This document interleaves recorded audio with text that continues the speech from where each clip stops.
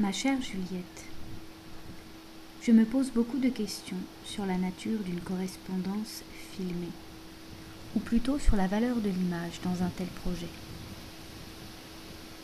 Je pourrais bien sûr inventer quelques fictions, mais d'une part ce serait trop difficile, ici, n'ayant pas beaucoup d'acteurs dans mon entourage proche. D'autre part, pour toutes mes fictions futures, il ne me semble pas vain de m'interroger sur le sens des images. D'autres en savent déjà long là-dessus, mais j'aime autant réfléchir par moi-même.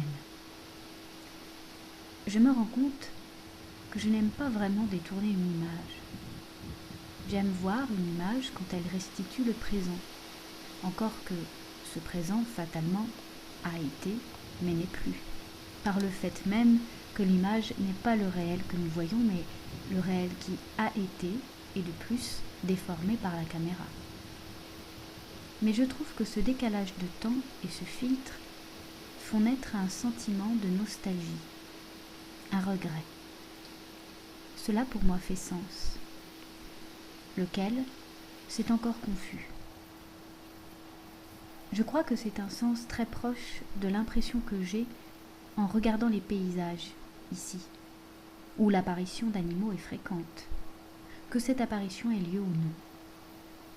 Oui, je peux dire que c'est la possibilité d'une apparition qui me touche dans les paysages, ici, car l'apparition fait naître l'idée d'une vie antérieure, qui a eu lieu avant l'apparition, et d'une vie qui continuera encore après, une fois l'apparition dissipée.